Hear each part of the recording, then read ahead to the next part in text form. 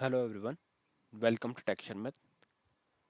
Last session में हमने देखा था कि किस तरह से हमने एक क्यूशल कमांड की हेल्प से अपनी एक शेल स्क्रिप्ट फाइल को क्रिएट किया था और उस शेल स्क्रिप्ट फाइल से एक जस्ट टेक्स्ट प्रिंट करके देखा था, राइट। और साथ में ये भी देखा था कि शेल स्क्रिप्ट फाइल को एग्जीक्यूटेबल बनाने के लिए कैसे हम ch मोड कमांड का यूज़ करते हैं। बट उस केस में हमने क्या किया था, एक्चुअल में जो क्यूशल की कमांड थी वहाँ से अपने कमांड को रीडायरेक्ट किया था एक शेल स्क्रिप्ट में। अब सपोज रिक्वायरमेंट ये है कि हमारे को हमारे किसी प्रोजेक्ट टास्क के लिए शेल स्क्रिप्ट को क्रिएट करना है आपके आईएफएस लोकेशन पे, है ना।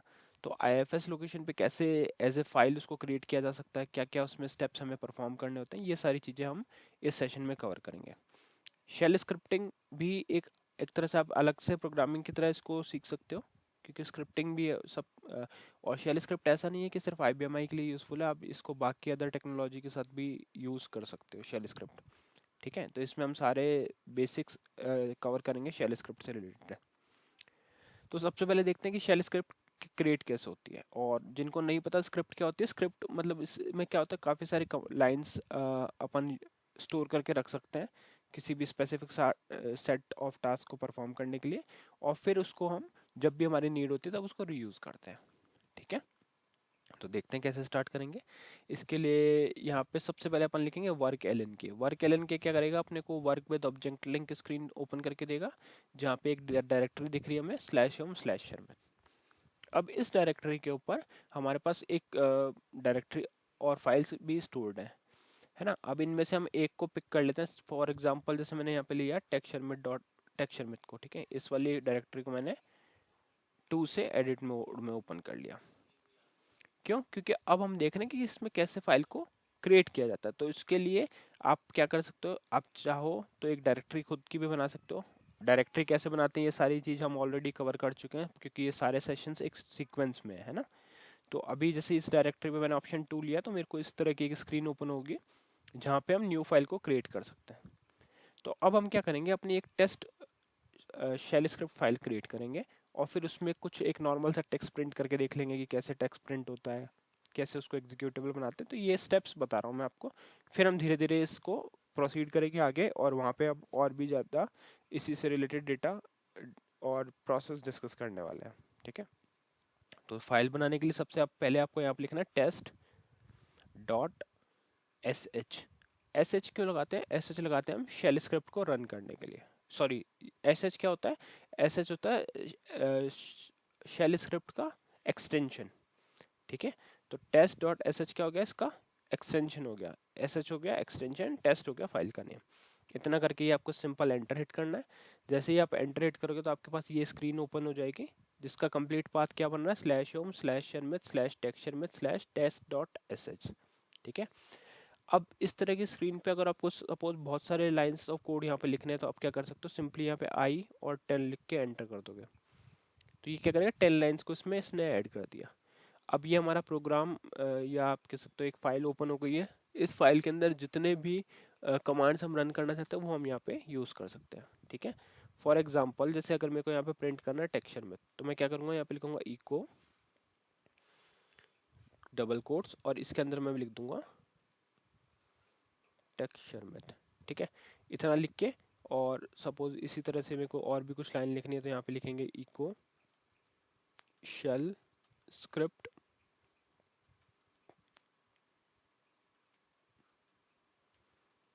ट्यूटोरियल बाय टेक्सचर में। ठीक है, तो ये कुछ हमने इसमें लाइंस ऑफ कोड लिख दिए। अब ये क्या हो गई हमारी इस पूरे पार्ट को, इस पूरे फाइल को हम क्या बोलेंगे, स्क्रिप्ट फाइल, है ना। क्योंकि इसमें हमने कुछ कमांड्स लिखे, कुछ सेट ऑफ लाइंस लिखे, और इसमें भी सारी चीज़ें होती है, लूपिंग स्टेटमेंट, कंडीशनल स्टेटमेंट, और जितने भी आपने वेरिएबल डिक्लेरेशन वगैरह ये सब चीज़ें इसमें है। तो वो हम सारी चीज़ें कवर करेंगे अपनी इस पूरी सीरीज़ के अंदर।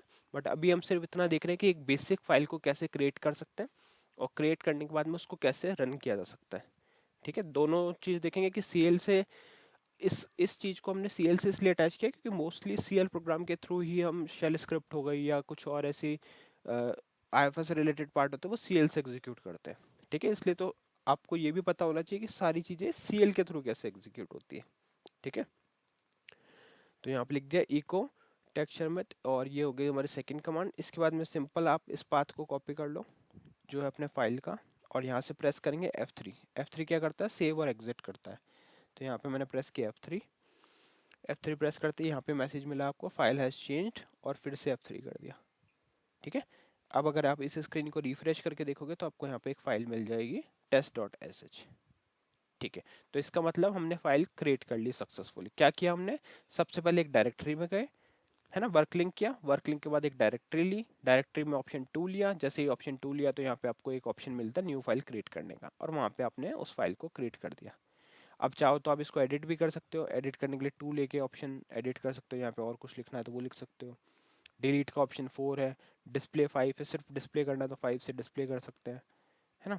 पाथ साइज, रिकर्सिव डिलीट, ये सब सारी चीज़ें इसमें हमारे पास अवेलेबल रहती है। ठीक है, तो फाइल तो क्रिएट हो गई। अब इसको देखते हैं कि क्या ये रन करेगी नॉर्मली, देखते हैं। तो उसके लिए यहाँ पे लिखेंगे QSH, है ना, और QSH लिख के उसी फाइल पाथ को मैंने लिख के एंटर हिट किया, पर ये तो रन ही नहीं हो रहा। यहाँ क्या आ रहा है, error found running command this permission denied. इसका मतलब इस फाइल को एग्जीक्यूट होने की परमिशन ही नहीं है ना। तो अगर किसी भी फाइल को एग्जीक्यूट होने की परमिशन नहीं है तो उसको आप फिर यूज़ नहीं कर सकते। तो सबसे पहले तो हमें इसको परमिशन देनी होगी। अब जिन्होंने लास्ट सेशन देखा उनको आइडिया होगा कि हम किस परमिशन की बात कर रहे हैं। तो chmod कमांड रहती है जिसकी हेल्प से आप किसी भी फाइल को परमिशन अलॉट कर सकते हो। और हर एग्जीक्यूटेबल फाइल, हर शेल स्क्रिप्ट को पहले एग्जीक्यूटेबल बनाना होता है chmod से इसको परमिशन प्रोवाइड करके। तो उसके लिए लिखना पड़ेगा chmod space plus x। x क्या होता है, एग्जीक्यूटेबल परमिशन, और फिर आ जाएगा फाइल का पाथ नेम, पूरा फाइल नेम, है ना। तो ये हो गया /om शर्मेट टेक्सचर में test.sh। इतना करके जस्ट आपको एक बार एंटर करना है। कोई भी एरर मैसेज नहीं आया और डॉलर सिंबल आ गया, इसका मतलब है कि हमारी जो कमांड थी वो सक्सेसफुली एग्जीक्यूट हो गई। अब सेम पाथ को अगर मैं फिर से रन करके देखता हूँ तो देखते हैं क्या होगा। यहाँ मैंने रन किया /home /sharmet/textSharmet/test.sh। ये जैसे रन किया तो अपने पास दोनों जो टेक्स्ट अपन ने वहाँ लिखा हुआ था वो प्रिंट हो गया। इसका मतलब ये जो हमारी शेल स्क्रिप्ट थी वो प्रॉपरली एग्जीक्यूट हो गई। अब क्वेश्चन है कि क्या अगर फिर से हमारे को इसको रन करना तो फिर से इसको परमिशन देना होगा? नहीं, जब तक आपने आपने एक बार chmod से अगर किसी भी फाइल को एग्जीक्यूटेबल बना दिया तो नेक्स्ट टाइम आपको उसको चेंज करने की जरूरत नहीं है। जितनी बार भी आप उसको रन करोगे वो चलता रहेगा अनटिल और अनलेस आपने इसकी परमिशन रिवोक कर दी, है ना। तो chmod हमने QShell कमांड के साथ इसीलिए कवर नहीं किया था क्योंकि ये अब आपको ज़्यादा इजीली समझ में आ रहा होगा कि क्यों हम chmod से परमिशन दे रहे हैं एग्जीक्यूटेबल फाइल बनाने की, और फिर उसको करने से क्या बेनिफिट मिल रहा है। ठीक है, तो ओवरऑल हमने क्या किया, एक फाइल क्रिएट किया शेल स्क्रिप्ट का, उसका प्रोसेस क्या था, वर्क एल एन के किया, वर्क एल एन के करके एक डायरेक्टरी ली, उस डायरेक्टरी में ऑप्शन 2 से हमने फाइल को एडिट कर दिया पूरा, है ना। वर्क एल एन के से हमने डायरेक्टरी ओपन करी, फिर वहाँ हमारे को न्यू वाली फील्ड मिल गई, वहाँ पे हमने एक नई फाइल का फाइल नेम और एक्सटेंशन डाला .sh। फिर उस फाइल में हमने हमारा कोड लिखा पूरा जो भी स्क्रिप्ट लिखनी थी, और वो लिख के F3 से सेव और एग्जिट कर दिया। फिर QSH पे उसको रन करने के लिए या कभी भी उस शेल स्क्रिप्ट को रन करने के लिए सबसे पहले हमें उसको एग्जीक्यूटेबल बनाना होता है। एग्जीक्यूटेबल बनाने के लिए आपको यूज करना है chmod space +x space /home शर्मेट टेक्सचर test.sh। इतना करके जैसे ही आप एंटर हिट करोगे तो वो आपको परमिशन अलॉट कर देगा उस फाइल के लिए। फिर उस फाइल को आप कहीं भी रन कर सकते हो डायरेक्टली उसका पाथ प्रोवाइड करके। ये अगर जैसे हम बाय डिफॉल्ट डायरेक्टरी पे बनाते हैं तो वहाँ पे फिर ये पाथ भी देने की नीड नहीं होती, बट मैं हमेशा ये रिकमेंड करता हूँ कि जब भी फाइल को रन कर रहे हो उसको प्रॉपर पाथ दो, जिससे आपको पता चले कि कौन सी फाइल किस लोकेशन पे स्टोर्ड है, या आपके बाद में कोई और डेवलपर भी उसको यूज़ करता है तो उसको पता रहता है कि ये वाली फाइल इस जगह पे स्टोर्ड है। ठीक है, तो आई थिंक ये सब चीज़ क्लियर हो गई कि कैसे एक शेल स्क्रिप्ट को स्क्रैच से क्रिएट किया जाता है। लास्ट सेशन में हमने जो देखा था उसमें हमने जस्ट रीडायरेक्ट किया था आउटपुट को, है ना। इसमें हमने एक्चुअल में क्रिएट किया है, तो क्रिएशन वाला पार्ट हो गया। अब देख लेते हैं कि इसको अगर कभी CL से रन करना हो तो कैसे करेंगे। तो उसके लिए यहाँ पे लिखते हैं workmbr pdm run QSH name से एक मैंने प्रोग्राम बनाया हुआ है, running shell script using CL program. और फिर यहाँ पे हमने क्या किया, सबसे पहले एक वेरिएबल डिक्लेयर किया, वेरिएबल के लिए DCL लिख के F4, वेरिएबल का नेम, टाइप, स्टोरेज और लेंथ। फिर उसके बाद में chgrvar में हमने हमारी कमांड में वैल्यू असाइन करी। कमांड वेरिएबल का नेम है /home शर्मेट टेक्सचर में शर्मेट .sh जो हमारा शेल स्क्रिप्ट का। यहाँ पे कौन सी हमें एग्जीक्यूट करवानी है, suppose test dot S H, तो यहाँ कर देंगे टेस्ट डॉट एस एच और फिर S T R Q S H से इसको रन करेंगे। तो ये आ गया कमांड वेरिएबल और फिर इसको आप अपन फाइल करके रन कर देते हैं। तो रन किया, कंपाइल किया और कॉल किया, तो आप देख रहे हो दोनों टेक्स्ट प्रिंट हो गए यहाँ पे। ये दोनों आउटपुट हमारा अभी वाले प्रोग्राम से आ रहा है। ठीक है, तो ये भी चीज़ क्लियर हो गई कि कैसे शेल स्क्रिप्ट को क्रिएट किया जाता है स्क्रैच से, और ये भी क्लियर हो गया कि कैसे हम उसे सीएल प्रोग्राम से कॉल करवा सकते हैं। नेक्स्ट सेशन में हम शेल स्क्रिप्टिंग को और भी डिटेल में पढ़ने वाले हैं। तो आई थिंक आज का सेशन आपको क्लियर हुआ होगा। Thank you for watching.